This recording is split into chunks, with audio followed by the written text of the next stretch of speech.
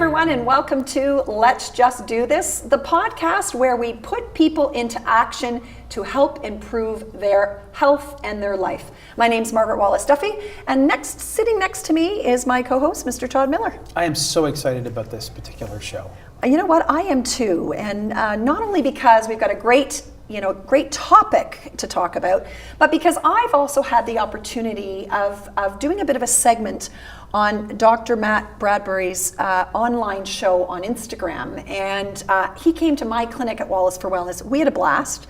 And so now I get to turn the tables and welcome him into the studio to Let's Just Do This. So welcome, Dr. Bradbury. Awesome. It's a pleasure to be here. Thank you so much for having me. Oh, it's an honor. So let's talk a little bit give a bit of background about who you are, and then we're going to jump into your story and what you do as a chiropractor. So Dr. Matt is a husband and a dad of two gorgeous little girls. He is passionate about the proactive message of neurostructural chiropractic and health. He enjoys interacting and educating people on social media through various public talks and at his practice in Georgetown. His practice is called One Life Family Chiropractic. In his spare time, he enjoys adventuring with the kids, CrossFit fitness, and Olympic weightlifting. And I gotta tell you, he's also just a great guy and a plethora of knowledge. So welcome to the show. Well, thank you very much. I appreciate the introduction. Yes. Now, most guests that come on our show, not only are they professionals and they have a lot to bring to the table when it comes to educating our viewers and our listeners, but what I love about what we're doing and having soulful conversations around health is that often people have a story, and that story fuels passion, that passion fuels purpose, and then we put that into action often in our professions. And I understand that is actually the case with you. So if you would be so kind to give us a little bit about, who is Matt, who is Dr. Bradbury, and why have you chosen chiropractic and this mission you're on to help others? Absolutely. Thank you so much for asking. I know this is probably the first time that I've actually been asked formally about my own story, but it started when I was 13 years old, and I actually used to be a really overweight kid, and it started around Heart Lake. And essentially I got up at 6 o'clock every morning and started running. Right? It was actually 3 days a week with a friend. And from then on, everything started to come together. And I got more and more involved in fitness and then wrestling in high school. And I always remember there's a certain loop we used to run in middle school, the K, with over at Law Request there. And essentially I went from a time of 5+ minutes when I was in grade 7 to a time of 3:08. Wow. So I actually used to have a little thing folded up in my wallet in terms of my purpose with the times on it from, I guess, 18, 19 years ago. Very cool. Yeah. Very cool. And so you've experienced firsthand what it's like to be living in a way that you're not comfortable, but then actually putting into action steps to change your health and become the CEO of your health. And now you've gone on and you've become a chiropractor and you've opened a practice. How does your story now feed into the way in which you practice and educate people on a day-to-day basis? So in terms of my own story, I think it comes to fulfilling requirements. And I get excited to share that with people in a sense that they have to find those requirements and put them together sufficiently, right? So whether, if you look at a plant, you think about what it needs, water, CO2, sunlight. Your body's no different to thrive. The plant's gonna grow no matter what, as long as it has a good environment. So fulfilling those requirements for your body is no different. Your cells will divide and your body will work amazingly if you give it what it needs. Right? And so fulfilling those requirements for people, and my message in the practice is, proper food, fuel, right? Movement, some sort of positive thought or strengthening the mind, and then the nervous system, which controls your function from your brain out to the rest of your body. Right, absolutely. You mentioned about plants and what they need, and plants have good root systems and good circulation systems. One of the key messages that you've talked about in the past was about the heart and circulation are very important for overall body health. Can you speak to that for a minute? Yeah, you know what? I think I brought that up on the note there just because so many of us get caught up in circulation and our heart for better health, and typically what medicine wants to know is deviations from the normal, right? And so when we think of health, we think of typically taking something in, a chemical diffusing through our body. And most of what I share is, hey, don't back up a little bit, take a few steps back, don't forget about your brain, your spinal cord, and the communication of those messages so that you can be at your best. Right. So you can function optimally. Yeah. And we can also prevent potentially Yeah. the need for those types of interventions, which is so important. Absolutely. And I think it's really important. I like to make a distinction between prevention and proactive, Yes. right? Okay. Because there's, I can do all these things. I enjoy working out 5 or 6 days a week. I enjoy eating lots of salad every day, getting my spine checked at my chiropractor. But at the end of the day, there's still outliers, right? Right. But you want to give people lots of hope, Right. right? So it's more of I like to say proactive message of health, just because I want the semantics to always be on par. Right. And I think it's very important with the message of chiropractic.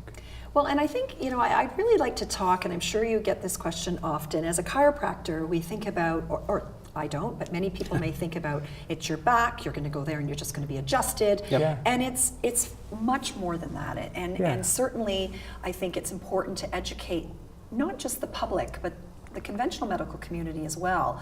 The role that chiropractic can play, it's more about the brain and the spinal cord as well, not just your back. Let's talk a little bit about that and why we should care. Why Yeah. should we care? I think one of the big things that we brought it up, I was listening before in the last episode, just talking about stress and management and our lifestyles and recognizing that we are actually stressed. And I think most of our decisions come from either survival or thrival. And if you're constantly in survival mode, you're constantly going to eat, you're going to make less good food choices, poor food choices essentially, exercise less because you think you don't have time, right? And your mindset's typically going to take a turn down, right? And then you start seeing more problems with mental health and everything else. I think the biggest thing is getting in there and being the catalyst to change that stress response, right? So whether it's making people aware of their health first by the first time they come in on a conversation, but then going a little deeper in terms of how the specific chiropractic adjustment can actually help improve your stress levels and your cortisol levels in your blood so that you can actually improve the way you think. Right? Because when you're lower stressed, you actually do better thinking from the front of your brain. Right. Yeah. So we are often creatures of habit. Absolutely. And some habits are better than others. Yeah. Can you speak to, as a healthcare professional, from your lens as a chiropractor and the way you work, what's the role that habits can play in our health, both from both perspectives, good and bad? Habits, when you look at stats, percentages, 85 to 97% of things are lifestyle induced in terms of diseases, in a blanket statement, right? But essentially, you have to look at your habits in terms of either 1% increases or 1% decreases. And I was introduced to this really neat chart.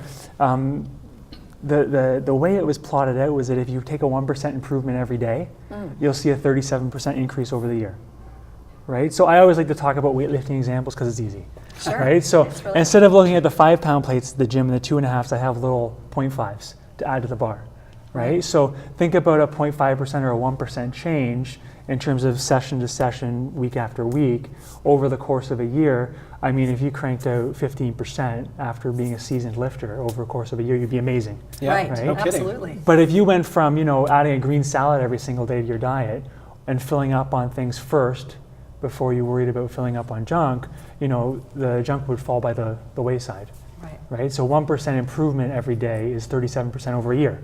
And if you're going from doing no salads to salads every day, all of a sudden you're actually going to make that 40% jump. Yes. And That's the a same great is way true to for look at the it. flip side. Yeah.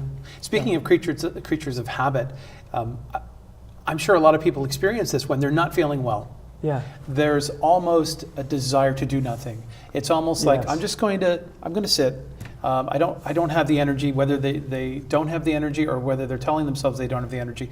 There's a natural inclination to do nothing.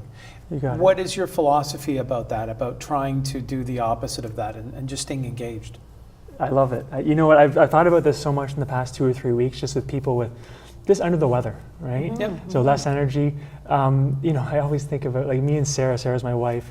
I guess there's very little sympathy for one another in terms of, hey, you got to get up and get going, right? We got 2 kids. Yeah. Are you really that nice? You just got to get up? Or Yeah, is it- get up and get going, right? But essentially, we give each other some grace, right? But you can't stop in terms of if I'm used to, working out, let's say 5 or 6 days a week for an hour, I'll still get up on my lunch and go out for a walk if I have a head cold, right? Or I have a chest cold. Try to do something. Don't change your diet in terms of if you already eat really well, why would you all of a sudden live off bread and butter, right? So, and just toast, essentially, right? Yep. And ginger ale, right? Liquid sugar and bread, right?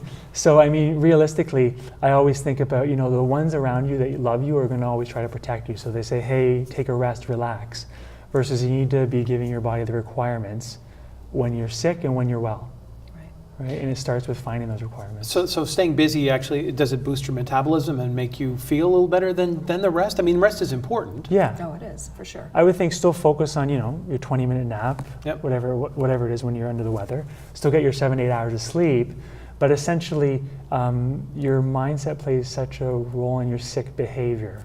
And when I watch people in practice, and my own family, if your mindset is down and you take on sick behavior, hey, if someone tells you got this virus is going to last 9 weeks. That's the man cold. Yeah, the man cold. Yeah, of course, the man cold. I didn't say it. I said it. You're probably going to expect it to last for 9 weeks. Yep, right? exactly. So if you can improve your mindset in terms of sticking with your routine in some way when you're under the weather, I truly believe you get better faster.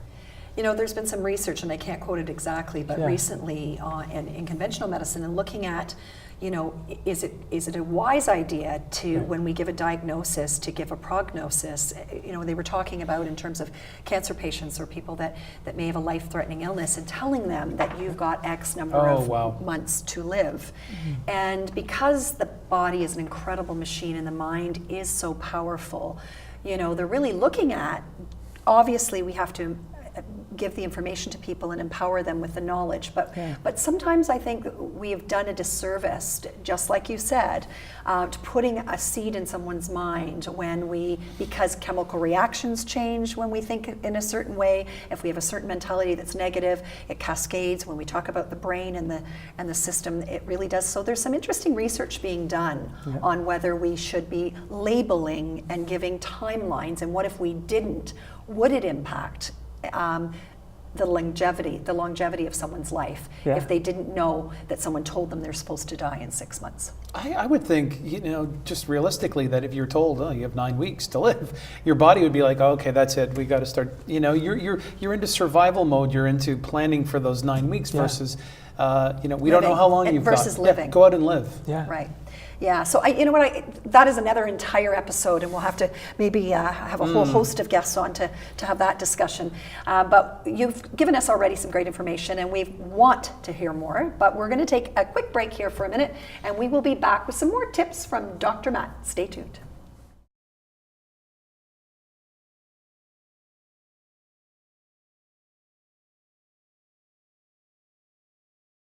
Welcome back to Let's Just Do This. I'm Todd Miller, along with Margaret Wallis-Duffy, and Dr. Matt joins us. It seems over the last couple of shows we've been talking a lot about, especially with food and habits, tradition.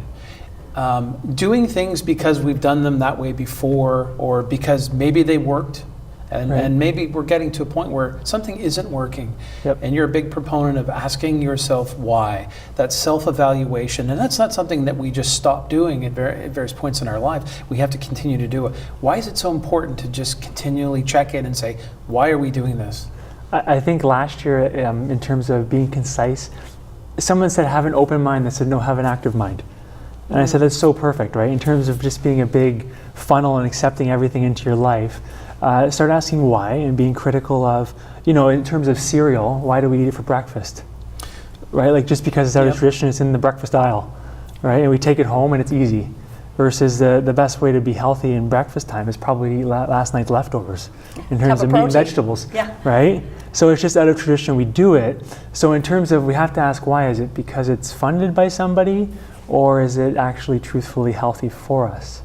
And is it serving us now as we age and change, and our body's requirements may change? I certainly, we were just talking about the fact that I'm having to wear glasses on camera now because, and thank you, Dr. Tusky, for that, but because I can't read. But I think, on a day-to-day, the way we live our lives, our requirements may change. But I so agree with your concept to stop, pause, and ask why we're doing something just because we've always done it. Especially as we get busier and busier and busier. We're so compressed for time, we go, I'm going to grab that quick cereal because I know I'm done in 5 minutes versus, is this really serving me well at this point in my life? Absolutely. And I think that, as parents, which we all are, the example that we're setting for our children, they watch, Yes. they watch, they don't, they role listen, modeling.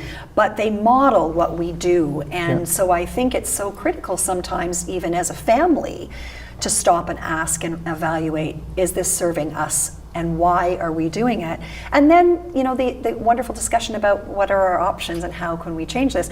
I'm thinking about just at Christmas time, and I love family and I love get-togethers and I love to cook, and it's a really important part, and it's been our tradition forever.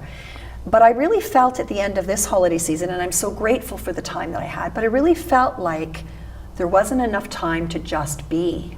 Yes. And after a really busy year, I needed some downtime, just some downtime. Now, don't get me wrong, I love a party like the next person, and I don't ever want to miss out. So it was hard for me, but because we've always done this, and this, we did it again this Of year, course. this, and this. But I actually had the conversation with my husband and my kids and said, as much as I loved this, what about next year? Could we possibly look at doing something a little differently? Because the why for me was a little bit different. And it doesn't mean you're abandoning it forever. No. Oh, and we may not abandon any of the traditions. We may do it a little differently so that we're fueling our requirements in a different way. And I think that's really important. What a great tip. What a great tip. And actually, Todd, you were mentioning about survival and changes and taking on more.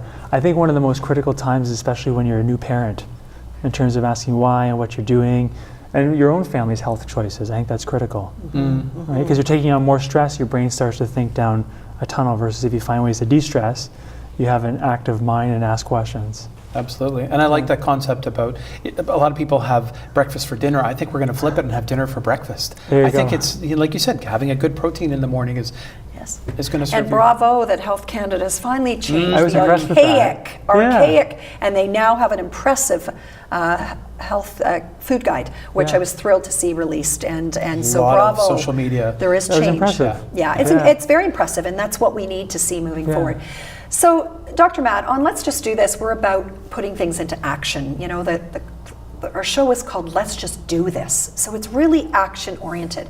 It's important that we have the evidence behind what we do. It's important to have people like you come on and help to educate and empower. But if we don't take that education and put it into action, no change can occur. Yeah, exactly. So what I'd love to talk now for the rest of our discussion is some of the actual practical tips that we can do to help improve our health and well-being in maybe bite-sized pieces. So what's one of your top tips that you might give somebody walking into your practice? I think one of the easiest things for people is stand up more.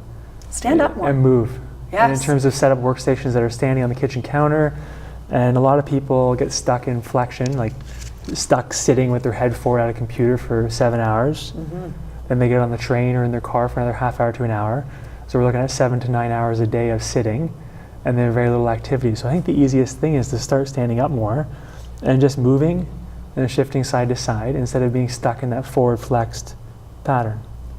You know what, that is so simple yet so powerful. And I think what I also would like to drive home the point, that simplicity, what we're doing now is going to impact us 10 years from now. Yes. And as we age, what we like to refer to as functional fitness, whether you can be, have great pipes like you do because you can lift muscles, lift muscles or lift weights is one thing. But when it comes to, with an aging population that we have, and with my professional designation in aging that I completed in 2018, and I see, and I'm sure you do in our practices every single day, some of the simplest activities of daily living, like getting up from a chair on your own without potentially putting yourself at risk of falling because you've been seated for too many years, really has severe consequences. And we only think about the here and now. And what I want on this show to do is to ignite people to think about what our actions today are going to do for us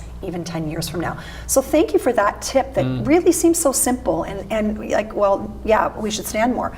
But from a functional fitness perspective, when you don't and you lose lean muscle and it impacts your proprioception, then when you age, you can't stand up. Correct. You see Absolutely, that. yeah, absolutely. So important. It's just so important. What other tips? What other simple tips? I think that one of my big recommendation is to learn how to squat and move in terms of primal movement patterns, and make sure, I tell, whether it's an older person or a younger person, get yourself under a barbell and actually strength train. Because so many of us fall into the trap in terms of, I got to do more cardio to lose more fat, right? Or lose more weight, right? Really, you want to recomposition your body and lose fat, not weight, right?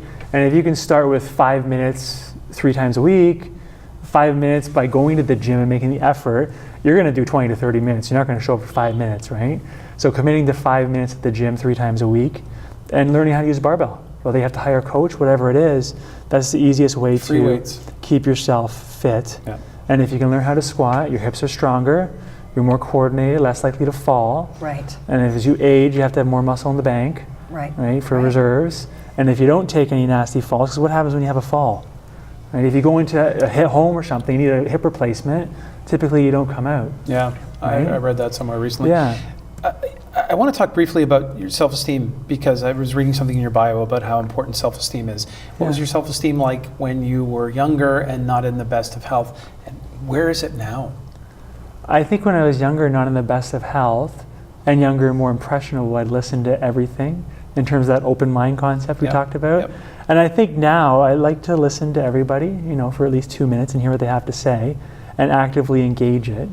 Right? Because I don't like to brush people off. I like to hear what you have to say, at least for 2 to 3 minutes, and actively think about it in terms of my own values, and then decide on it, right? And decide if it's worth moving forward on. Yeah, movement and our mental health feeds so well into confidence, in so many ways. And Absolutely. I think, it's so critical, just like muscle, that we build that confidence. When someone comes into your practice, what can they expect? And the reason I want to talk about this is because, there are going to be people out there, and I'm sure you've been faced with this, that may not believe in chiropractic care. You may be faced with some others that absolutely 100% believe in it because it's helped them tremendously, and everything in between. What I love about the way you practice is that you really are forthright in the way that you communicate. You're forthright in wanting someone to also take ownership for their health and play a role in it. So can you speak about you as a chiropractor and what your philosophy is in terms of patient engagement? What can someone expect when they walk through the doors of One Life Chiropractic? You know what? I mean, in terms of a broad sense, I love chatting with people and learning about them. Right. And that's one thing, I've always made complimentary, right? To see where they're at, the conversation portion, at least at this point in my life, to see where they're at, understand more about their values and what they're actually looking for. Because all too often we'll have an injury and a slip and fall, and we'll have a knee-jerk reaction. We'll pick up the Google or the Yellow Pages, and we'll call the first person, Dr. Google, and we'll call the first person on the headline, right? Versus, you may go in and you may be put through a process and not enjoy it. And it may not sit with you, right? So I'm very passionate about making sure people are in the correct place. And I take pride in making sure people have a good experience, and customer service is always at the forefront of what we're working on, how I train the team to look after people. I have to drive this point home because it really stood out to me, and I know many chiropractors and refer to them. I have one in my own clinic, as you know.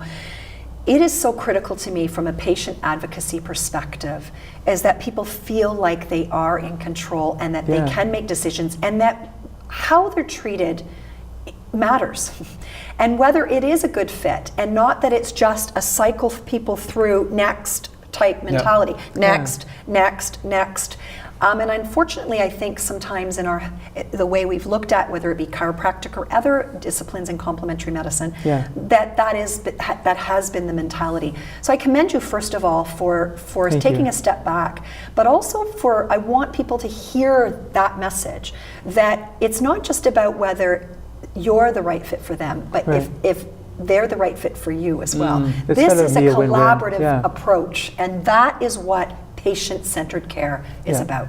Because you know what, when they feel your excitement, they get excited. Typically, they get a better result faster as well. Absolutely. You're engaging them. Yeah, absolutely. And sorry, I was going to finish on that one point. In terms of when somebody comes in, I'm very passionate about making it 2 parts. Right, one's the conversation to see where we're at and your health, and the other part's the examination. And I think most people mold that together, and I think they're coming in for that whole thing. Right? Versus they can do it together, or they can do it in 2 parts.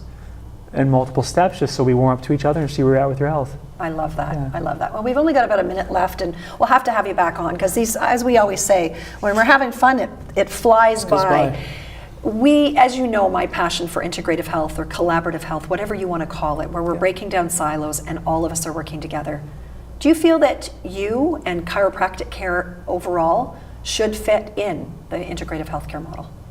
I think it should fit in the sense that, build a more health conscious community that asks questions like why, and it should fit in the sense that for its true purpose in terms of spinal health and nervous system health.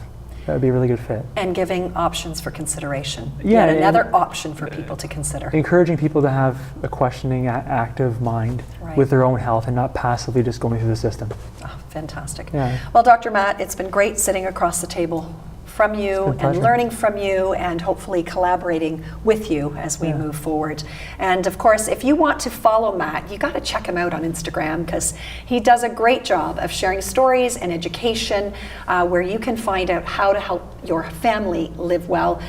He even often shows some of those cute little girls of his and what he's out doing on the weekends. So, we always love having educational, soulful discussions here at this table. And I got to tell you, I'm so humbled day in and day out when we get to learn from one another and collaborate so we can be better together. So on behalf of myself, Todd Miller, the entire team behind the scenes here at YourTV and Let's Just Do This, until next time, be well.